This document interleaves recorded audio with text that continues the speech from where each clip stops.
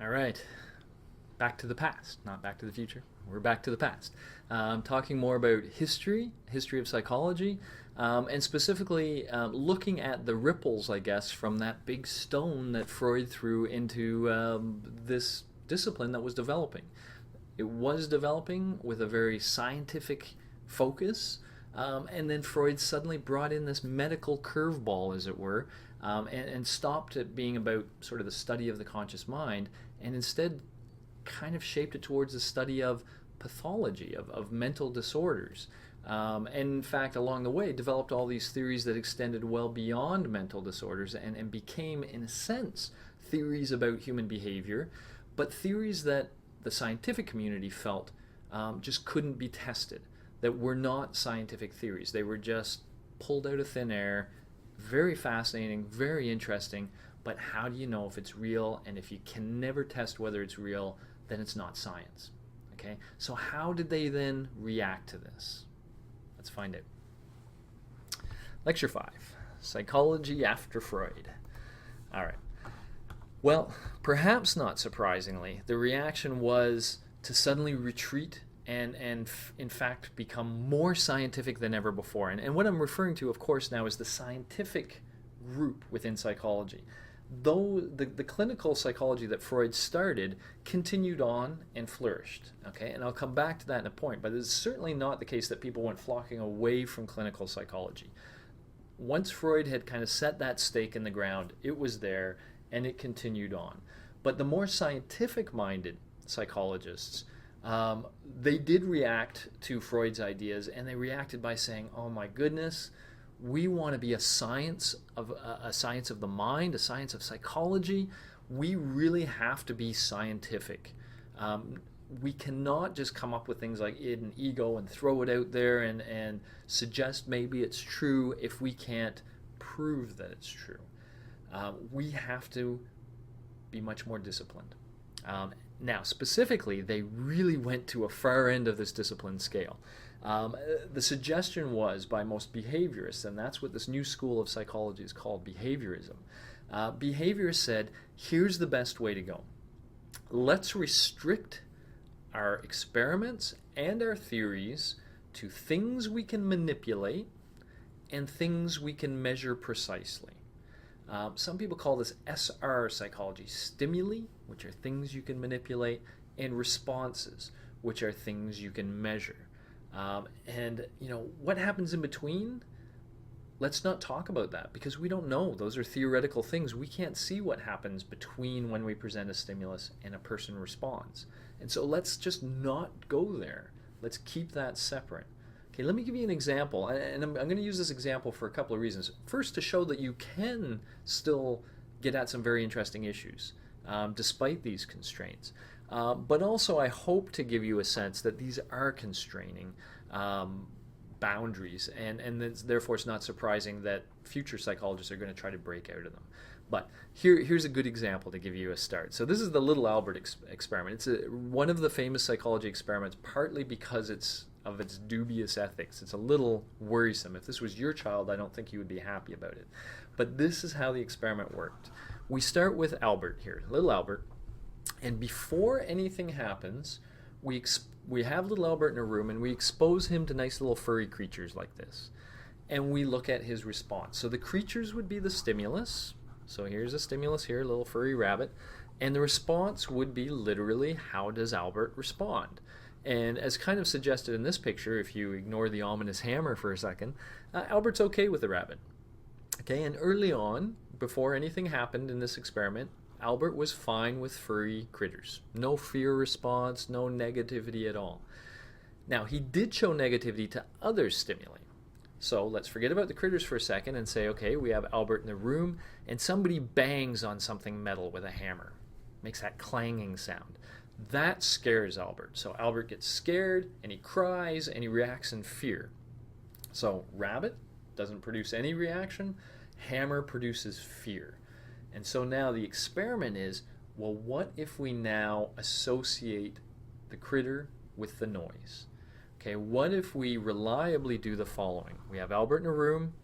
Right now, there's nothing else in the room. But then we introduce a furry critter. And if Albert approaches the critter, or if the critter approaches Albert, then we clang. We hit our hammer on that thing and clang, which of course makes Albert cry because he's scared of that noise. We give him trial after trial of this. We introduce another critter, another clang, another critter, another clang. Let's say we do that 20 times. Then we're not going to clang anymore. We're not going to hit anything anymore. But now we just bring the critter in. What's Albert do? Well, what Albert does is he acts scared. Okay, he's learned to associate this critter that used to be perfectly fine for him with something that scared him.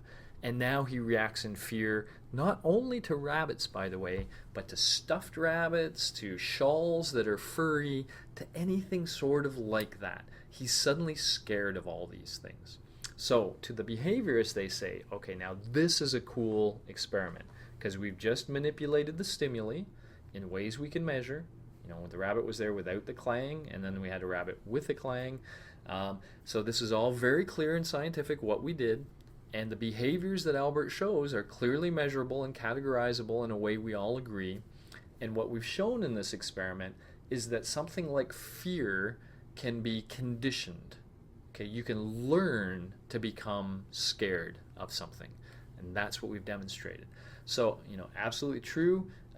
It's a bit of a creepy experiment. So I've got a link here.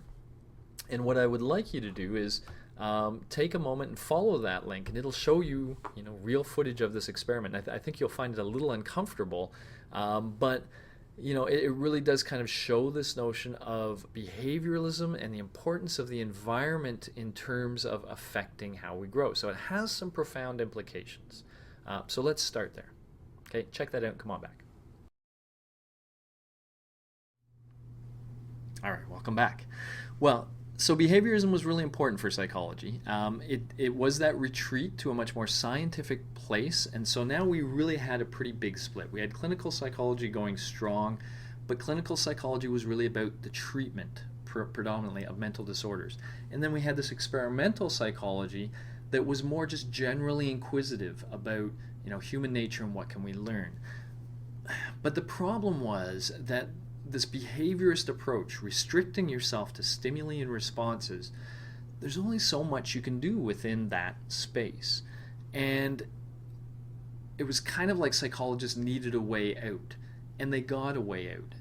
In the 1960s, computers started to become more common.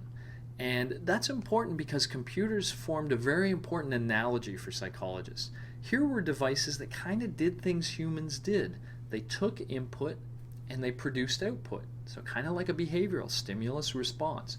But there were also very clear, concrete things that happened in between. So that input was brought into the computer, but then if you're a technician or an engineer, you can really specify how that information was passed from component to component, how it was changed, and how it ultimately, for example, produced something on the computer screen. So this notion was called information processing. That's what a computer did, was processed information. And when a lot of psychologists looked at this, they said, it's kind of like what we do, isn't it? It has a memory system. It's getting inputs from the world. It's producing outputs on the world. Maybe we could think of this as analogous to a human.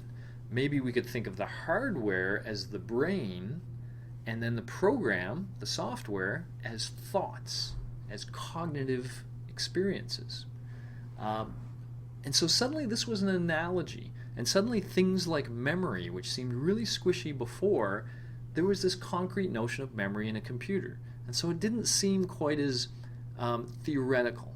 It seemed much more reasonable to talk about various components of an information processing system, and a lot of that way of thinking was now imported into psychology. And with it came the notion that, okay, we agree with the behaviors, we have to be scientific.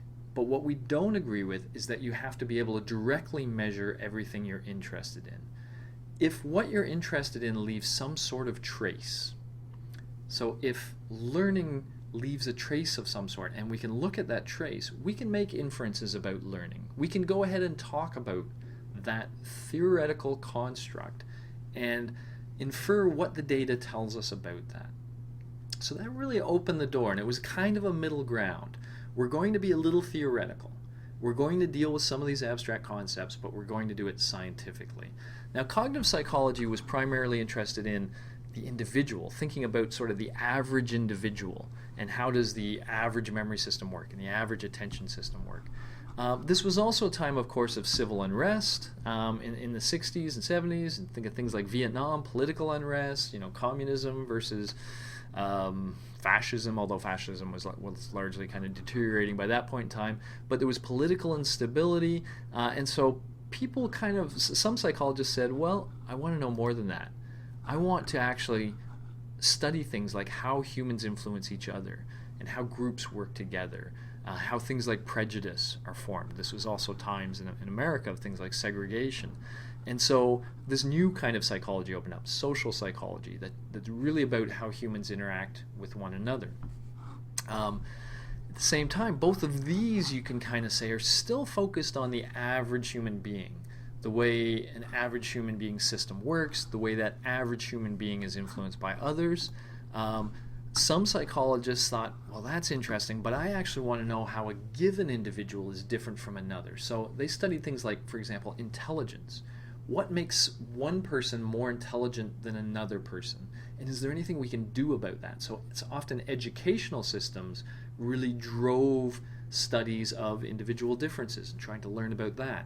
Things like personality would fall under this too. How is my personality different from your personality? Can we measure that? How stable are our personalities? So these are things that make one individual different from another. That's now a thriving area of psychology. I'm just kind of throwing out some of the things that are big now. Cross-cultural psychology is newer, but really critical and really interesting in the context of something like this MOOC. The idea behind this is, hey, the way we think and the way we behave is partly determined by the culture in which we live. That there isn't a human behavior. There is a culturally bound human behavior, and what might be considered perfectly reasonable behavior within one culture may not be considered reasonable behavior within a different culture. Or even, more subtly than that, perhaps there are ways in which culture determines the way humans think. And so this is an area called cross-cultural psychology, and it's becoming quite big now because of how much our cultures are intermixing in this globalized world. It's really important that we understand each other and how we're different. As I mentioned, clinical psychology, of course, has been marching on. I highlight it here because I just want to be clear that it's not just Freud. Since Freud, other schools of clinical psychology have also opened up. I'll give you one taste of that. There's one kind of clinical psychology that's called positive psychology. And the positive psychology is also a reaction to Freud in a way, because it was kind of like these people looking at Freud's theories and saying, geez, he's focusing on aggression and sexuality, kind of like the darkest aspects of human nature. But there's some good things about humans. There's things like empathy and creativity and altruism. Shouldn't we study those? Shouldn't we try to understand those? And what about a clinical approach that isn't focused on disorders, but is focused on helping individuals reach their maximum potential? And so a positive psychologist doesn't even talk about the people they see as patients. They call them clients. And they think of themselves kind of like a financial planner would think, I'm helping you get a healthy bank account. Well, a positive psychologist is trying to allow you to lead a mentally healthy life. So they're not focused on the problems, they're focused on the positive side of things. That gives you a taste of clinical psychology. But the last one I really want to highlight, and it's partly because of its recency, but also because of its dominance, is what I'm calling the biological revolution. With scanning devices, brain scanning devices becoming so powerful, and so within reach to researchers over the last, I'd say, 20 years, but especially the last 10, let's say, we can now watch the brain in action. And so while a cognitive psychologist would say they're primarily interested in the software, the mind, how information is processed, we can now ask our participants to do some information processing task, but we can watch their brain as they do it. So we can actually, in addition to seeing how they do on the task, we can learn the relationship between that and the underlying hardware, the brain. So over the last little while, we've learned a lot about the brain from these devices, and it's become so omnipotent that any of these areas we talk about now, you could remove the word psychology and throw in the word neuroscience, cognitive neuroscience, social neuroscience. Well, this doesn't really have psychology, but cross-cultural neuroscience, clinical neuroscience, as areas where, yeah, maybe somebody's interested in prejudice, let's say, but maybe they're interested in seeing how prejudicial behavior is related to the brain. And so they're considering the brain at the same time. So that's a very important part of psychology. In fact, it's so important now that that's where we're going to begin. We're going to move now in week 2 to a careful analysis of the brain so that we have a good understanding of what it's about. And then once we have that in our pocket, we can now talk about some of these other areas and some of their coolest experiments and kind of play that same game of learning what we learn and also thinking about how it relates to the brain. That's the journey ahead. I look forward to taking it with you. Let the adventure continue.